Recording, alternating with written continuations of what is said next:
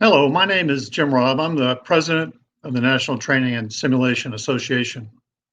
For those new to NTSA, we're a nonprofit association dedicated to facilitating dialogue between government, industry, and academia on topics related to providing the best possible training and training systems to our warfighters and first responders. We host a portfolio of 9 events each year, the last of which is called IITSEC, the largest training and simulation conference and exposition of its kind in the world. So we invite you to that and look into it. We're also excited with the progress made against the virus and a lot of the new policies that are taking effect. And we look forward to increasing the number of in-person events that we have for the rest of the year. This represents the anniversary of the NTSA webinar series.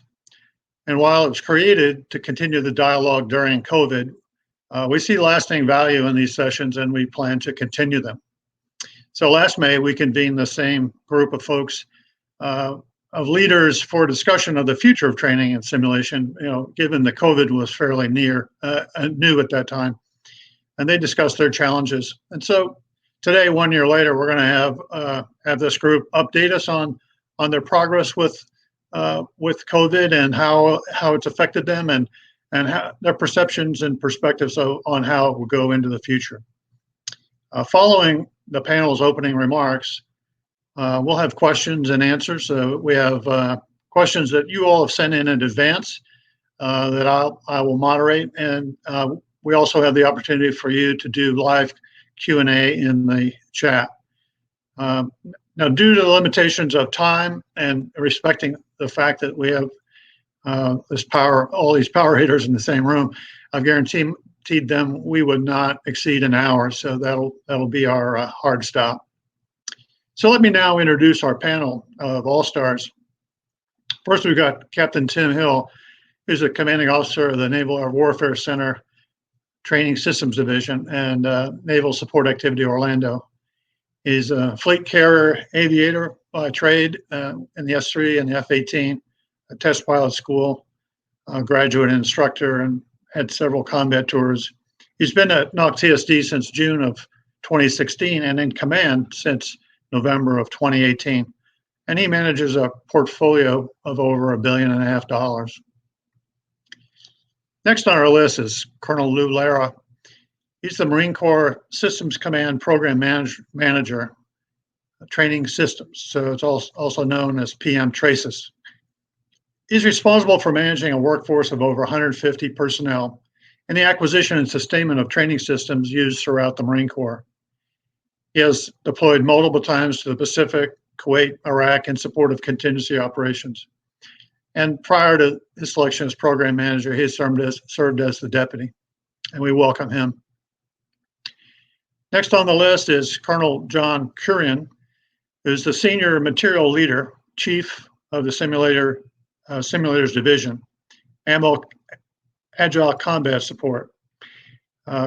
He's the senior material leader at Wright Pat in Dayton. In his role, he leads a 500-plus member team, executes a $5.5 billion portfolio, and is responsible for developing and maintaining 60-plus simulators and training systems for 5 major commands and multiple FMS partner nations. So we thank you. This will be a 1-year anniversary for John. He was very young, very new in the job last time we had him on. Next, we have Mr. Tim Bishop, who was selected for the Senior Executive Service and appointed to the position of Deputy Program Executive Officer for Program Executive Office Simulation Training and Instrumentation, otherwise known as PEO STRI. Mr. Bishop manages a portfolio of fielded systems with the current inventory value of over $2.65 billion in 125 locations. This represents over 335,000 training devices in 19 foreign countries and 480 sites worldwide. He evaluates proposed program plans and subordinate managers in light of current technology. And we welcome him today for his second annual participation. So with that, I thank the panel for coming and spending time with us. And I'd like to turn the floor over to Captain Tim Hill for his opening remarks. Hey, Admiral, thanks as always, for the opportunity to engage via NTSA's platform today.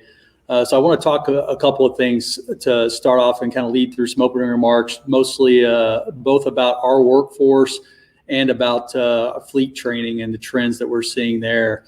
At this point in time, like you mentioned, over a year into the gig here with COVID, I think we've got a pretty good operational construct for how to handle COVID.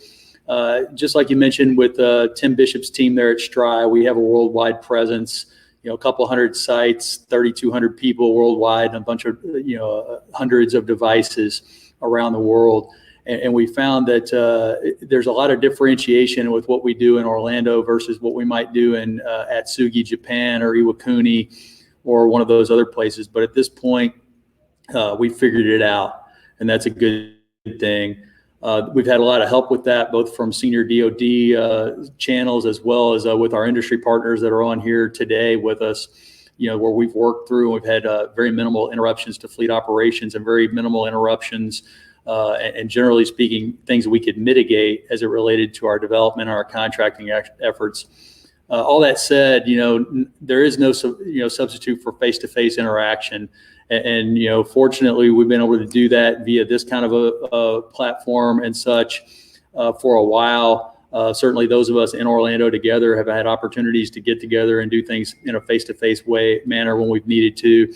But as a for instance, John Currian and I have never sat in the same room together, given the what's been going on to date.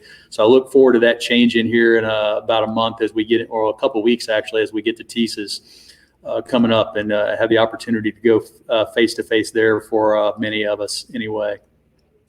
One of the things that's important to note now is that things are never going to be different or the same for us as they were before COVID.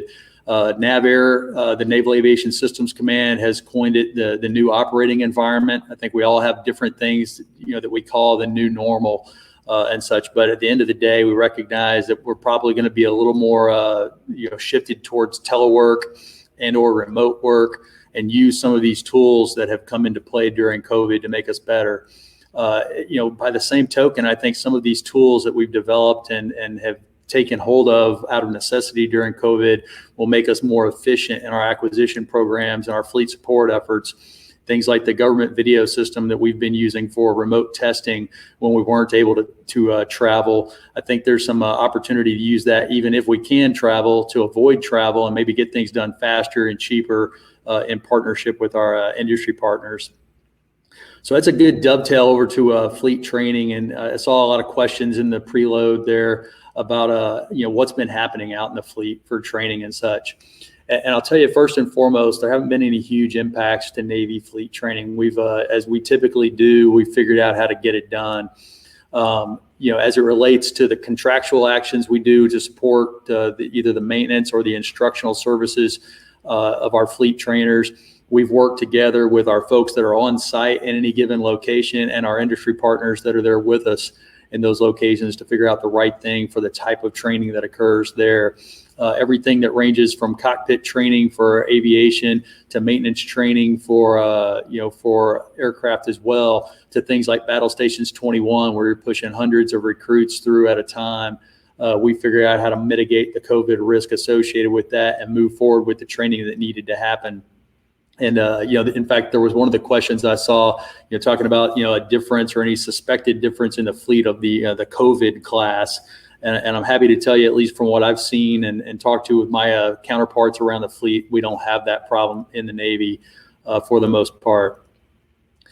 Lots of that was managing workarounds and such, in terms of spacing and stuff like that. Now that the vaccines are out and available in large numbers, and that large numbers of our sailors around the Navy are immunized fully, then even those mitigations can kind of go by the wayside with a lot less risk.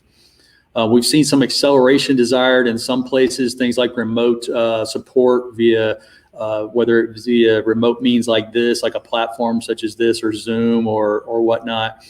Some of that's come along, but mostly there haven't been large changes to programs of record. It's been kind of ops normal, move forward, take and mitigate physically for COVID there. We have seen, though, an increased emphasis on the simulators and on distributed mission training.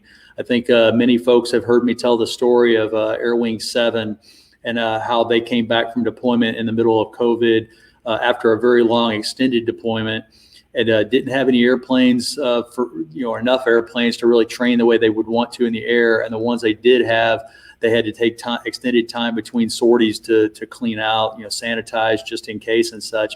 And so out of necessity, they turned to the simulators. And in particular for that air wing, there were a much more distributed air wing than normal. They had 2 of their fighter squadrons in Oceana, 2 of their fighter squadrons in Lemoore. And then as usual, they had their EA-18G squadron in Whidbey Island, and then their E2 guys at Norfolk. And so they were able to take advantage of the Naval Aviation Distributed Training Center, or what we call NTSA East, and do some really good training. It was prototype training. It was not what we intended to be in the end game, but they were able to make use of it and get mission commander, airborne mission commander, or strike lead, as it's called, training done in that environment effectively, and to the degree that CAG was willing to recertify folks for that training. So I think we made some good strides there in a place that, again, will never go back.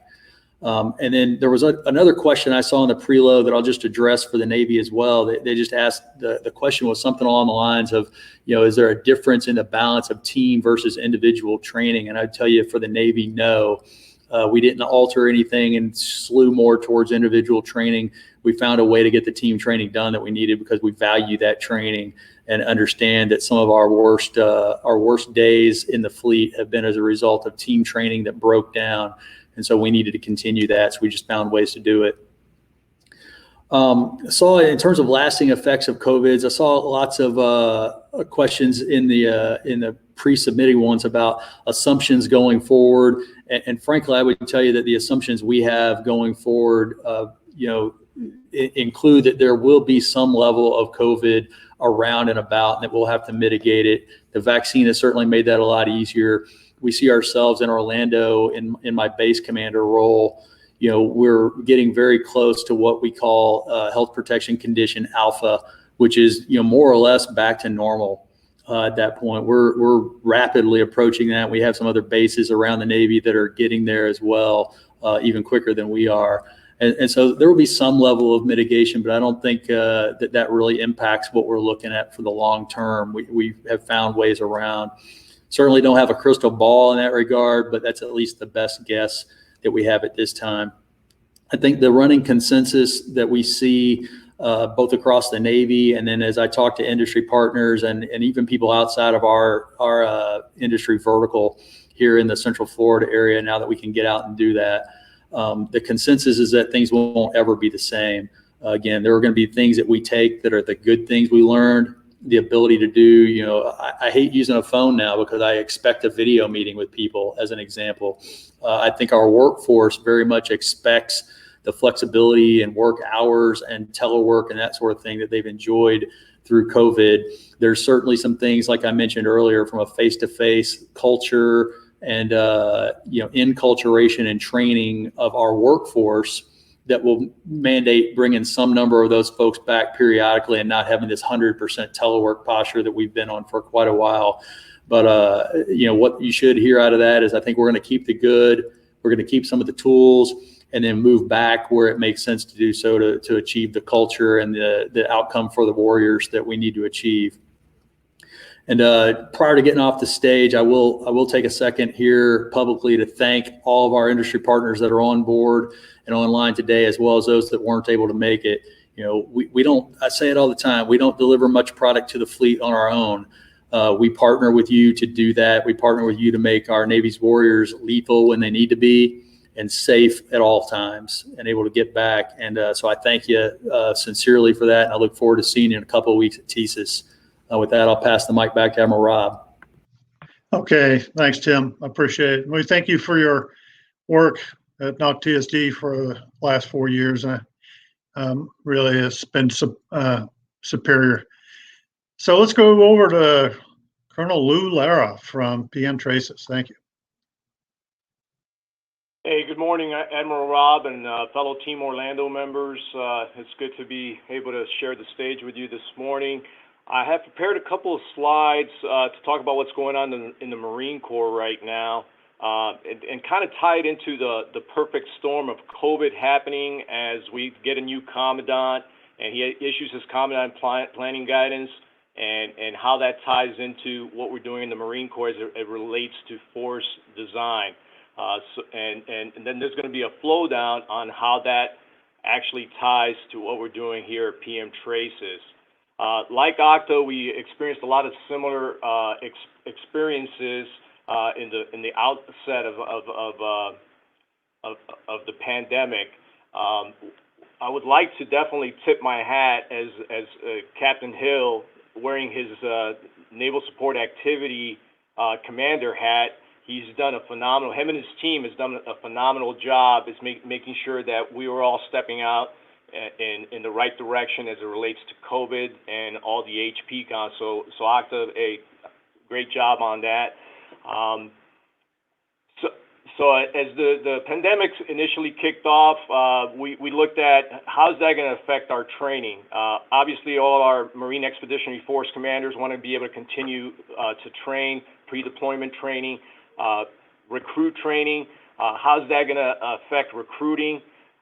Initially CMC wanted to maybe take a tactical pause on some of that stuff going on, but we do what we do best in the Marine Corps. We adapt and overcome, and we came up. We changed our processes. We're able to continue with the fight.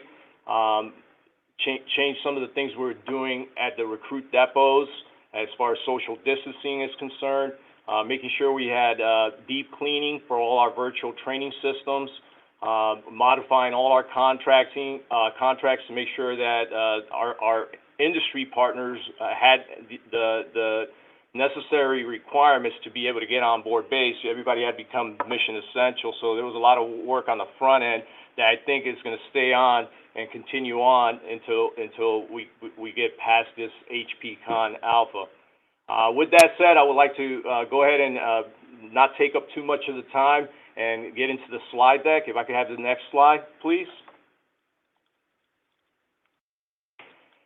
So like I was mentioning, when General Berger became the 38th Commandant of the Marine Corps in 2019, he released this strategic direction and his planning guidance. In it, he recognized a major factor prohibiting the Marine Corps from achieving his vision, and that is antiquated operational ranges and training areas that support training requirements.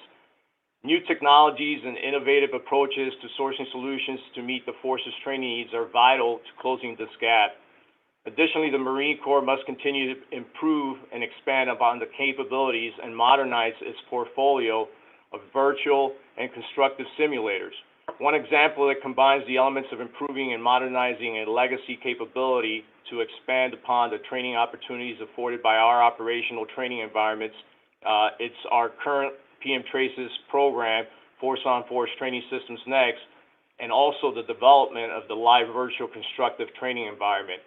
By adopting new technologies in combination with new processes and approaches to problem solving, the Marine Corps, with the help of our industry partners, will accelerate its progress towards fielding an important new capability. Next slide, please. Marine Corps training is based on defined task conditions, standards developed to ensure that training implements doctrinal and operational principles and focuses on core competencies that are relevant in terms of expected missions and operational environments. Training provides the means to attain combat readiness at every level of the readiness continuum. Individual, unit, Marine Air Ground task forces, and joint and advances the Commandant's direction to transform from an industrial age to an information age learning model that is capable of adapting to the needs of the Marine Corps and the demands of the projected operating environment. To that end, 21st century learning is the Marine Corps' method to educate and train the Naval Expeditionary Force in readiness on how to operate inside actively contested maritime spaces and support fleet operation. 21st century learning is a continuum of dynamic cognitive training and education experiences that are centered on a learner and continuously hone in on an intellectual edge. It will enable Marines to rapidly adapt and achieve decisive maneuver advantages in any domain through the intelligent exercise of initiative. 21st century learning is organized in 5 critical capabilities, but what I plan to talk about and focus on is the one that PM Traces is fully supporting. That's the Marine Corps training environment.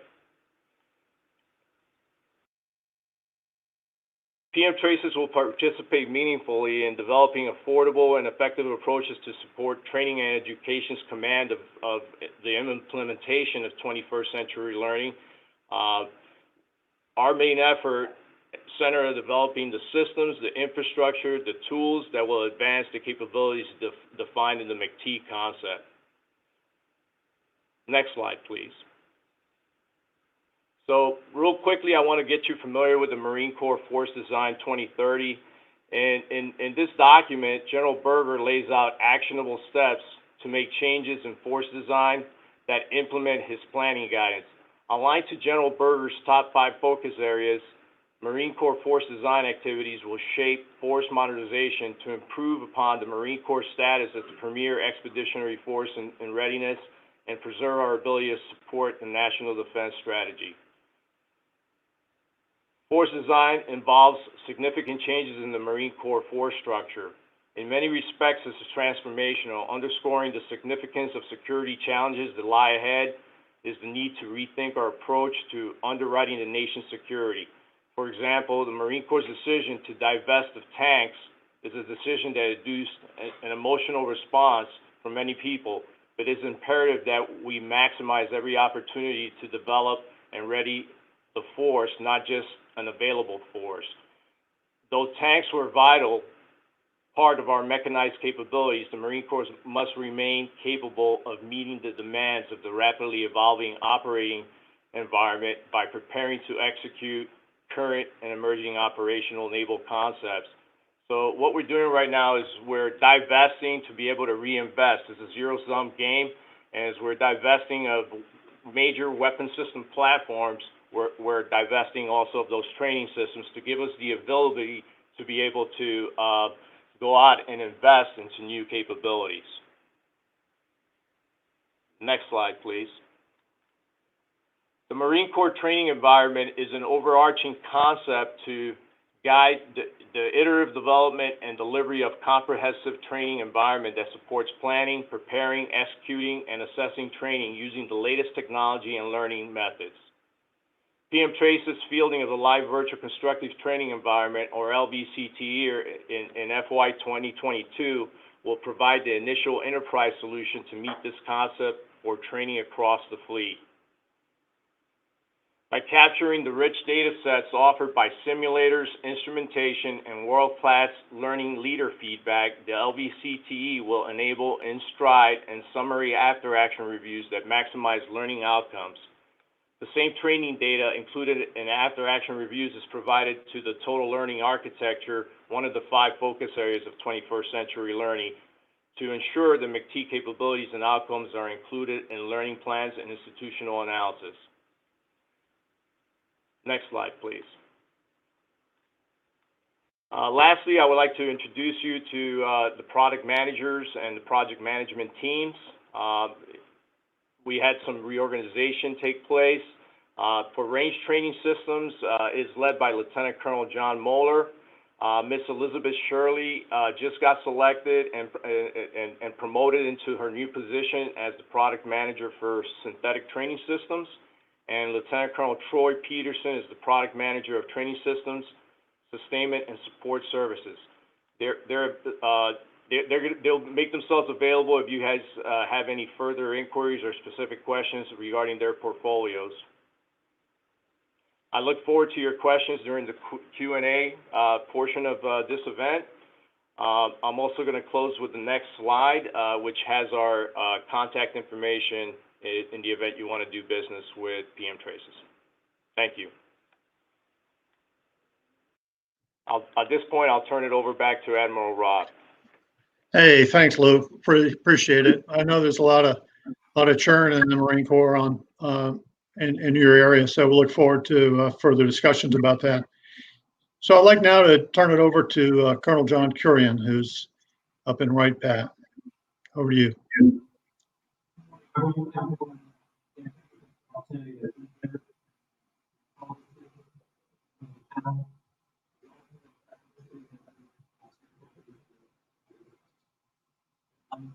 think perhaps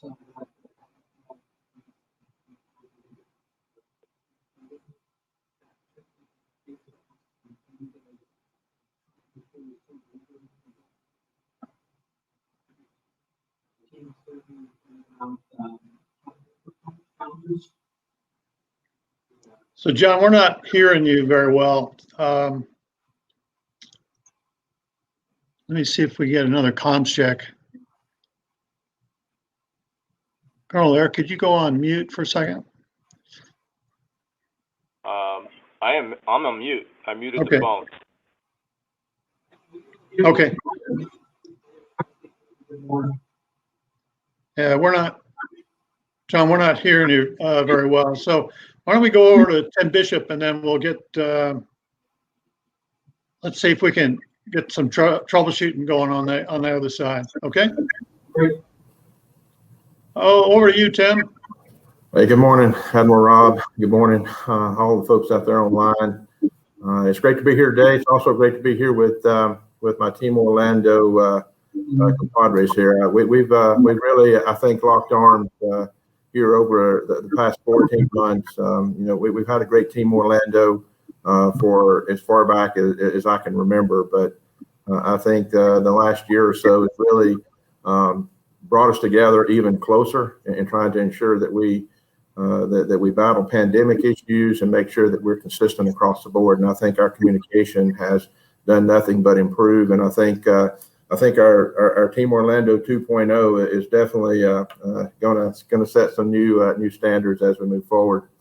So today I'm just going to try and take a few minutes to give you some introduction. I mean, I think most of you all know what PEO Stride does, but just briefly, we do have a portfolio, as Admiral Rob said, of just over 300,000 training devices around the world.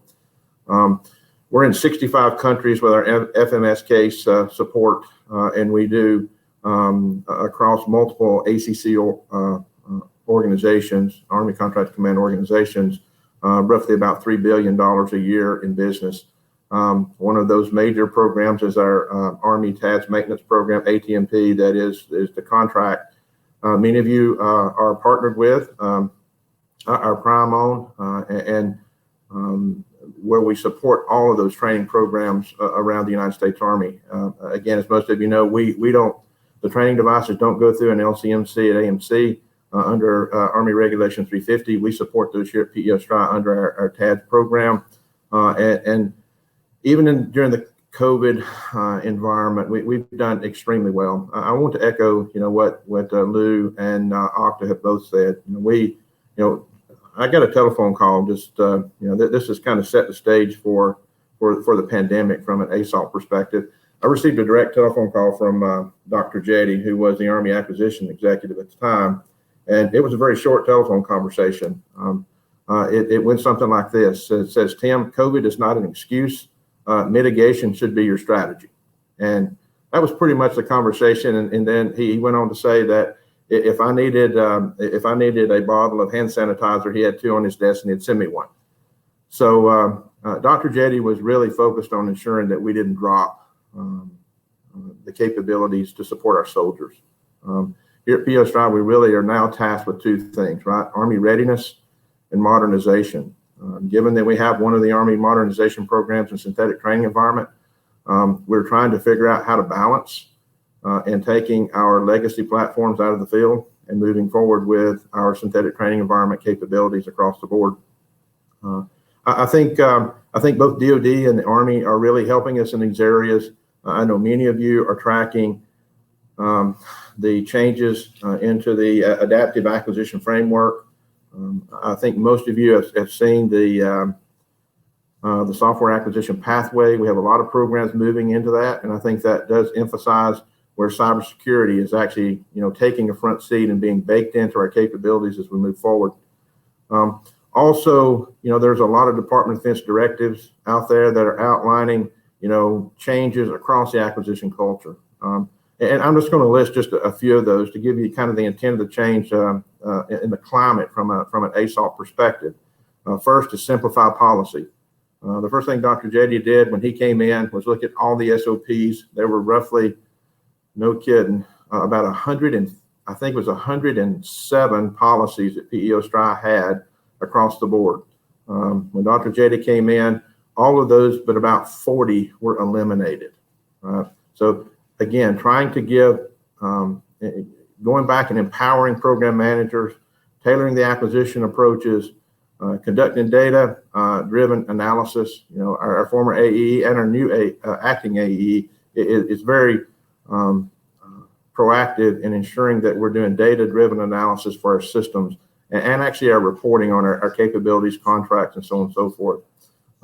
We're actively managing risk now. I think if I can say anything about the way the Army is going to move in the future, it's not going to be risk averse.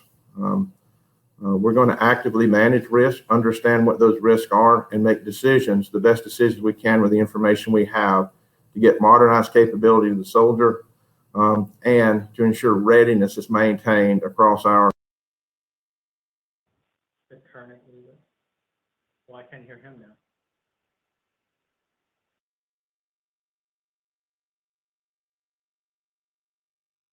Can't hear him. Please do those comments. So Tim, we've lost your voice now. We've got your picture. You turn this a little bit this way. Yeah. What is Jim doing? Tim, can you hear me? So he was trying to see. Okay.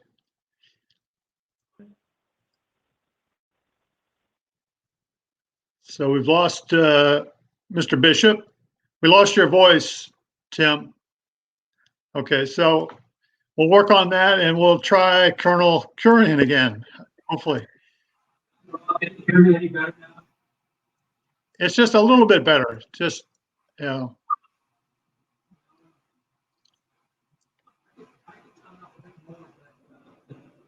Issues. I think the dial-in works much better. Over. Yeah, if you could try the dial-in, I think. Okay, is this any better? Yeah, way good. Okay, great. All right, I'm going to use dial-in number. So again, sorry for all the comms issues. Thank you for this opportunity. I'll keep my comments brief since we're almost halfway through this event. So if you're not familiar with Simulators organization here, I wish we were part of Team Orlando, but we're actually out of Wright-Patterson, Dayton. And we run pretty much about 90% of the Air Force's training devices. And primarily a sustainment-focused portfolio. A lot of development activities, very often like V-21, NGAD, other programs occur in the platform offices, and eventually in sustainment phase, they transition to our office. In terms of COVID-related comments, I echo what my teammates here shared. Air Force has certainly learned to adapt and continue to deliver capabilities over the past year. Some of the good things that came out of it, certainly there was a big emphasis on remote instruction. We've actually moved out an effort in terms of more of a development type activity, working with the Air Education and Training Command in terms of providing remote instruction where instructor could be sitting in California and the sims are, say, in Randolph Air Force Base or some other location. And we're trying to figure out how does the instructor provide that instruction capability, so sitting in a different location at the same time addressing cyber issues. And the other big motivation there is really, in some of these locations where our simulators are located, we don't have the right talent pool, or we don't have the market in terms of instructors being available. So with COVID, that accelerated the need to be able to provide that technology or that capability. From a workforce perspective, I think, we're pretty good in terms of teleworking. At the same time, I expect some of those policies to change. We envision people that perhaps come to the office more often than the current posture we've had. And we're still sorting through what does that right construct look like. And I think my challenge here, we have about 550 folks in this organization that's really even in a virtual environment, how do we still provide that level of connectedness, that teamwork in the long term? And this summer, we've had a lot of rotation in terms of people rotating out. And as new members come in, they still need to understand what the organizational culture is like, get trained in our specific positions here. And especially for newer people, newer personnel that are new to civil service or new to this industry, the virtual environment is challenging. They expect over-the-shoulder training and that type of thing. So we're still trying to make sure, we provide that right connectivity as the team rotates out this summer. So I'll take another few minutes to talk about long-term Air Force challenges and what I see in the POM in terms of where the Air Force's priority is at. As I said earlier, a lot of the portfolio that I manage here is on the sustainment side. But in terms of new development activity, the Air Force Chief of Staff, General Brown, has made it a priority in terms of accelerating change and really preparing for the high-end fight.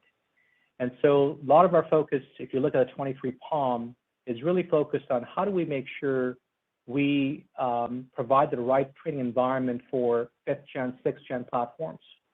And then how do we integrate as appropriate, 4th gen platforms into that environment.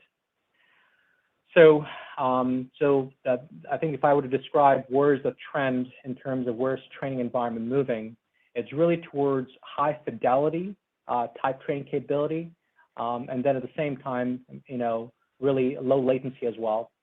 And there's a big merger in terms of test and training that's occurring in terms of trying to provide a common synthetic environment for both stakeholders. So that's the big emphasis. So the challenge where I'm sitting is really for us to work with industry partners like all of you attending this forum to help articulate, what are those requirements that we have for this high-end training, and then what is the right, set of capabilities that we need, the architecture that would support it. And again, this is just one part of the training spectrum. We still need other types of devices, VR, AR, you name it, in terms of other podcast, type training. But, from a macro perspective, there's big trend in terms of trying to prepare for the high-end fight. The other big effort here within the Simulators Program Office is STARS. That's a Simulator Common Architecture Requirements and Standards program. We awarded the contract last summer. We're actually setting up an interim security operations center in Orlando area. And then, by FY23, a final government security operations center in Orlando as well. And the main focus for the first phase of activity is really cyber-related kind of an emphasis in terms of making sure we get a better ability to be able to remotely scan all of our simulator sites. And we have about 10 sites that are scheduled in calendar year 2021. So we've moved out with that effort. I know there's some touch points to the Army and other partners in Orlando area with that particular program. And I think it's a big undertaking for us because, there's so many different simulators that we have to have the ability to remotely scan. And you go to any base and try to install equipment, there's a whole series of issues in terms of power, cabling, et cetera. So we're in the early learning phase of rolling out that capability. And then the other thing I would say long-term is an aging simulator fleet. For example, in the mobility Air Force side, we've actually started a study called the MAF Common Sim Study to understand, how do we go recapitalize some of our platforms, be it C-17, C-5, other platforms. And again, we don't want to continue with the previous legacy practice of acquiring systems in a stovepipe manner. Really looking to see what are those common things that would be suitable that we can acquire one. So what are those, versus every individual platform buying their own image generation system or something else. So again, trying to do acquisition differently for the MAF fleet. And then one last item before I turn it over. In terms of innovation, throughout the Air Force, and I'm sure in other services, there are a whole series of innovation activities occurring. And, be it the pilot training transformation, and Navy, I'm sure, has several different activities going on and other services as well. And the challenge that I'm seeing is really how do we take what all these innovations, spark cells or AFWorks and other activities that are out there, and integrate it and transition it to a weapon system of some sort. Our emphasis has been really to figure out what that transition strategy looks like, which of these experiments that ATC or other organizations are doing should be scaled and should be sustained, and what does the sustainment strategy look like? And so we're in the early phases of trying to figure out, how best do you do it? And you'll see in 2021, in terms of our pitch day focus at ITSIC, is really trying to identify, what those promising technologies are, to connect industry partners with our MatchCom customers to help put together a good acquisition strategy and make that transition happen. So more emphasis on phase 3 type cyber stuff or other, opportunities for industry to transition things. So that's where, I would say long term, again, just summarize, how do you prepare for that high-end fight? How to make sure SCARS is implemented to really improve our cybersecurity posture in its first phase. The recapitalization of an aging fleet in terms of different acquisition processes. And then finally, in terms of how do you, scale and sustain things that we see across the board in terms of innovation. So Rob, I'll go ahead and summarize my comments there and turn it over back to you. Okay, John, thanks. We're still working on Tim, but we'll just move into the Q&A. We've only got a couple of minutes left. So in general, I want to ask you a couple of questions about the budget. What are you all seeing in terms of budget trends in, for training systems? So I'll go ahead, Okay. John. So maybe I'll quickly start since I just touched on it previously. So from a budget trend perspective, what I see in the 23 POM for development dollars is really going towards this common synthetic training environment discussion where what does it take from an environment perspective to prepare for the near peer fight or the high-end fight. So I see that as being the trend. And so for our legacy or fourth gen portfolio, we've seen second order impact where perhaps we considered moving from a contractor operated, contractor owned environment to a GOCO environment, government owned, where we didn't have any funding. So I see investment dollars going towards, really those new capabilities. And then from a sustainment perspective, I haven't seen, too much change, but certainly we don't have a whole lot of R&D dollars to work with in the near term. Lou, you got any? Go ahead, Tim.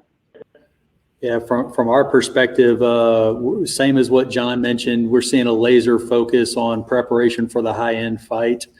Overall, looking fairly healthy and obviously never enough in there, but fairly healthy in terms of the budget amount, and then certainly as managed by the fleet training wholeness process, which is a process that's kind of been overlaid on the traditional budget process for the Navy.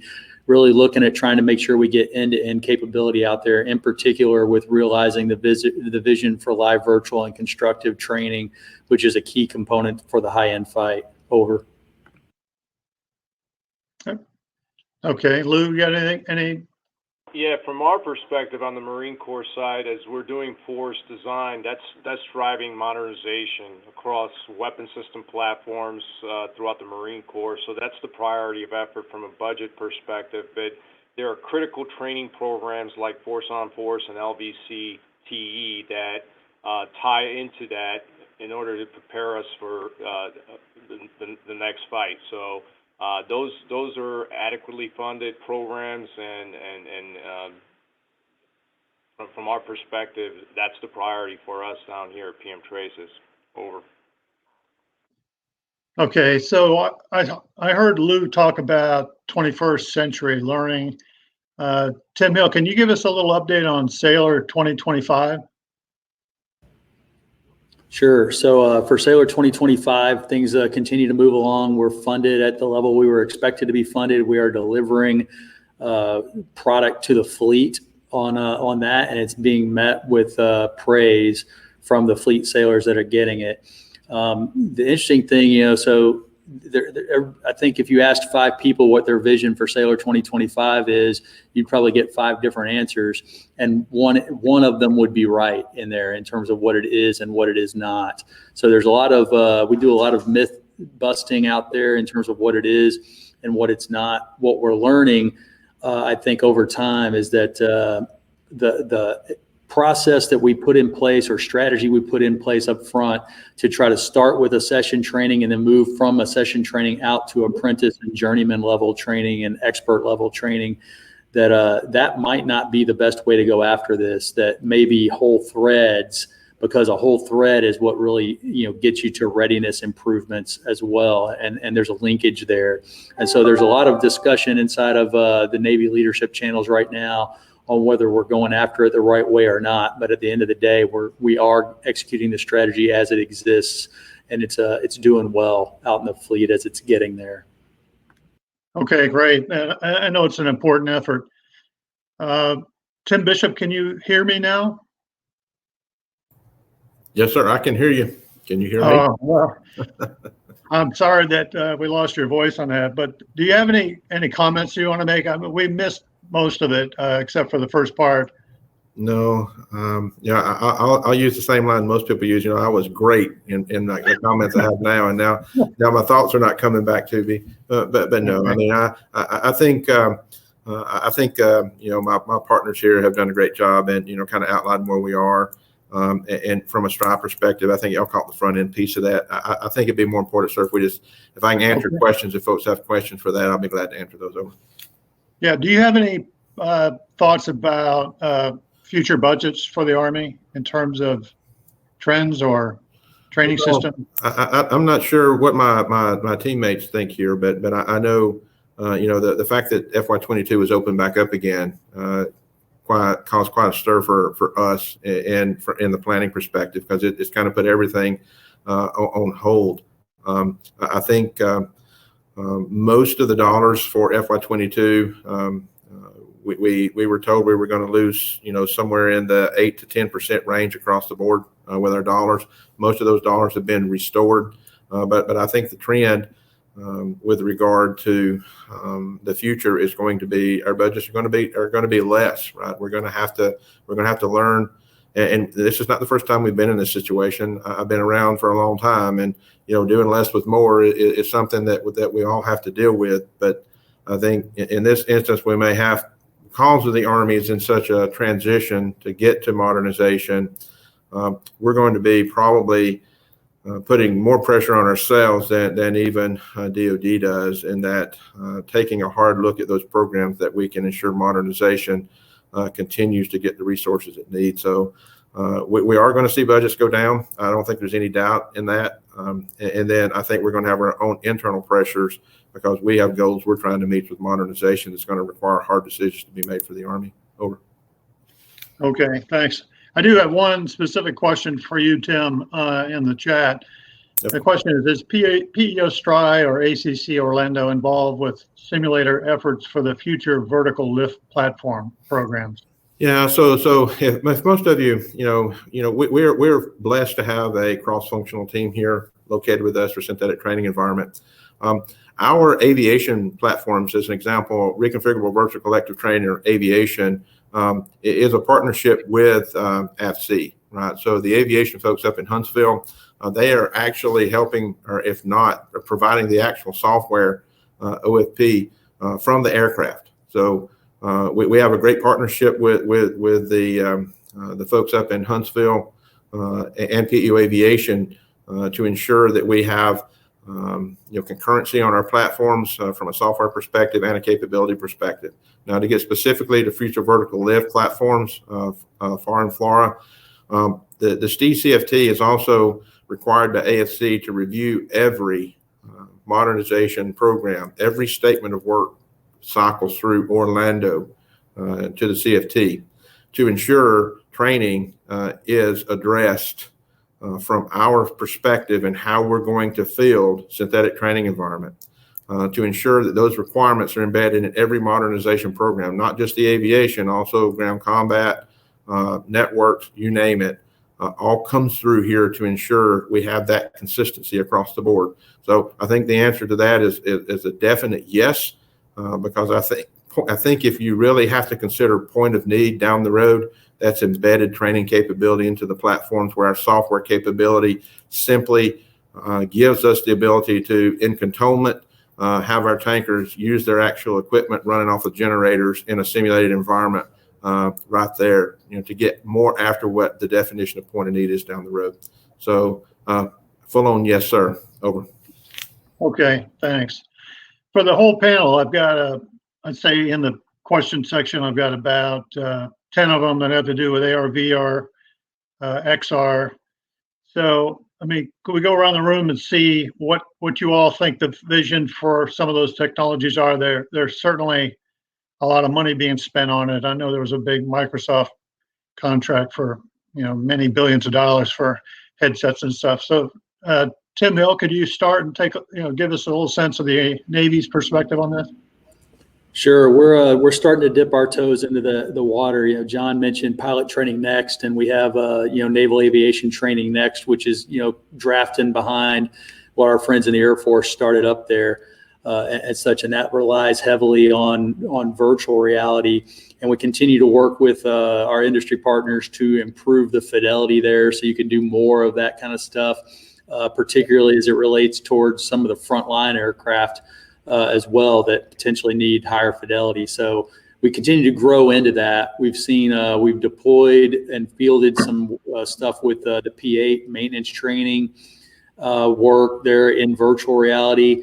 And we've started doing some augmented reality things too. My personal opinion, and I think most of our researchers would agree with me, that augmented reality probably has more upside for us down the long haul. In that the ability to potentially, kind of what Tim was just going at a second ago with respect to point of need training and that sort of thing, the potential for the training to become the job aid as well, and to be able to use that integrated out. Certainly there's some problems with AR as it exists today, in terms of the ruggedization of the headsets, and the ability to integrate with things like a helmet or a cranial, or some of those safety kinds of things that we use.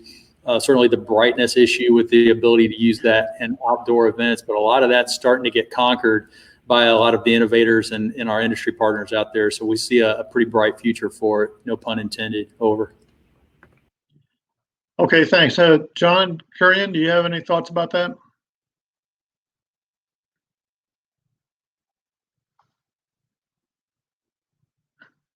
Okay. How about Lou?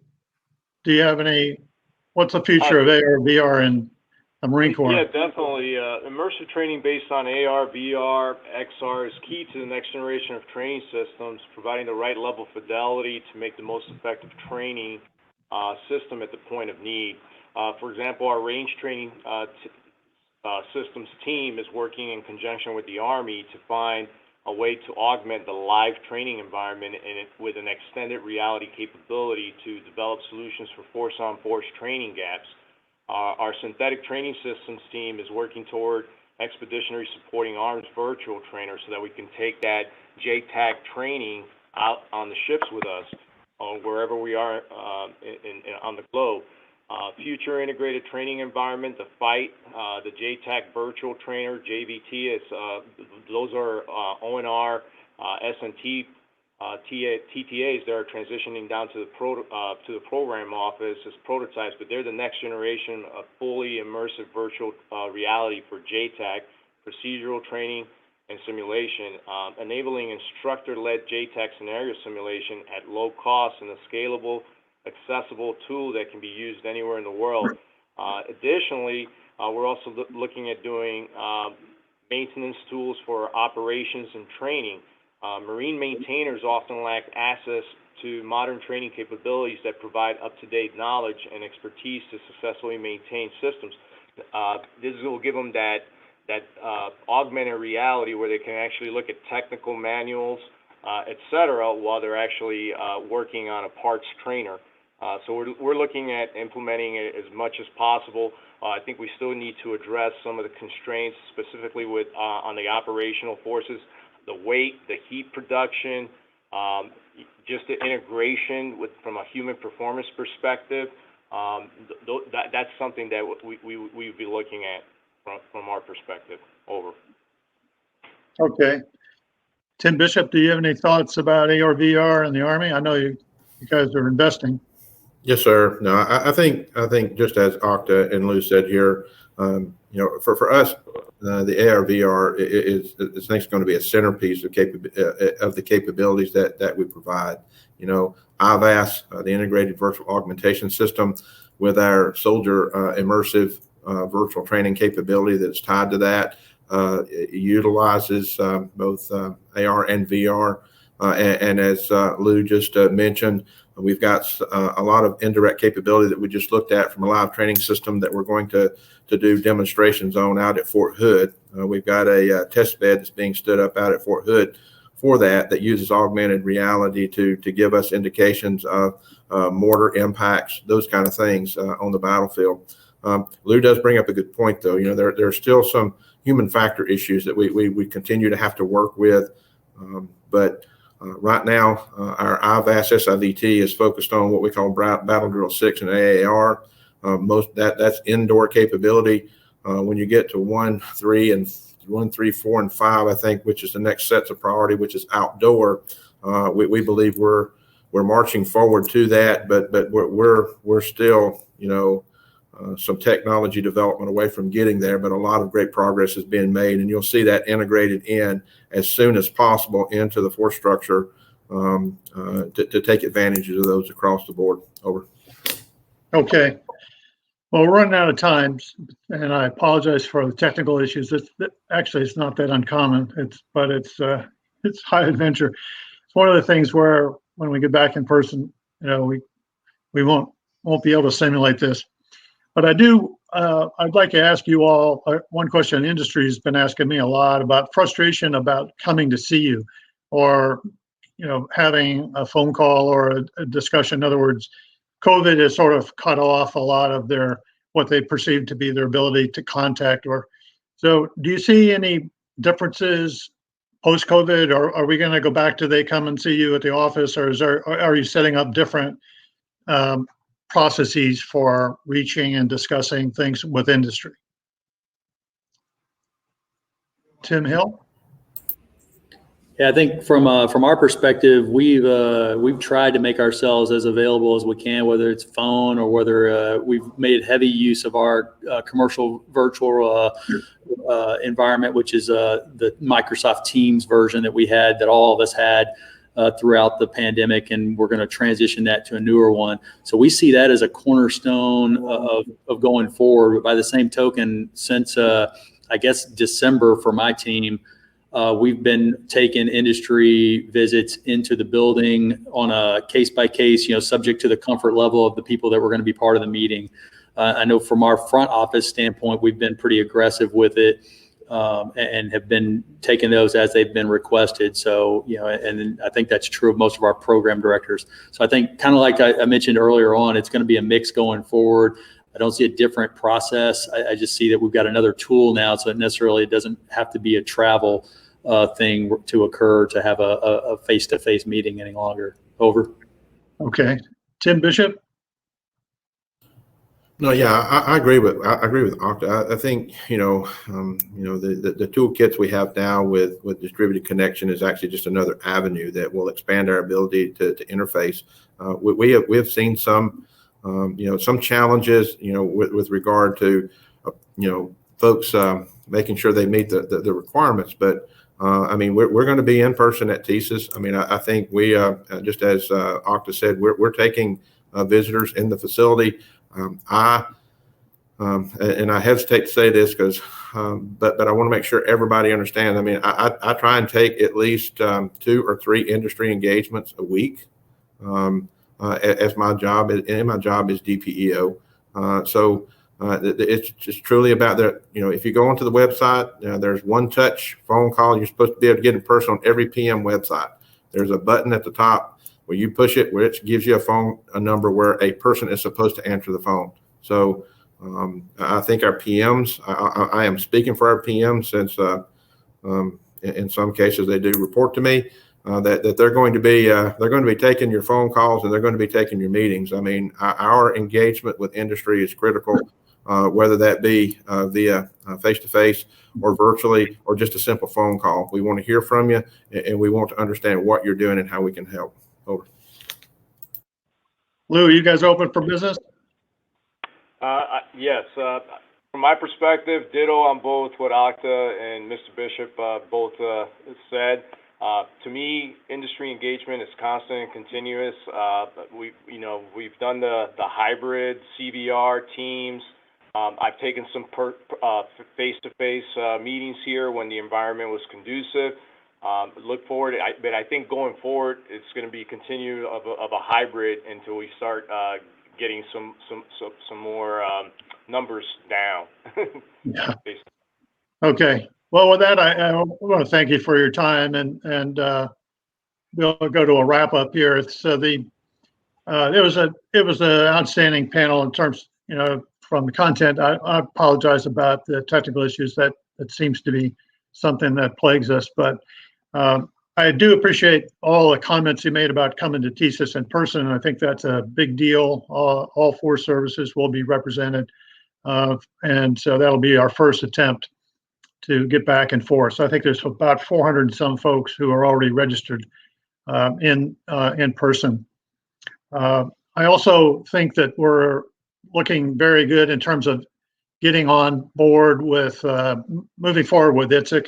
ITSEC is potentially going to be a very big thing like it used to be in 19. So I thank you for that. I'd like to invite everybody to go back and join us on the webinars series. In June, we're going to be talking about cyber, and in July we'll have a special session on AR, VR, XR, which should be great. So with that, I'm going to call it a day and thank everybody for attending. Keep sending your questions in, and we'll try to answer them on the phone or some other way. But thanks for being here.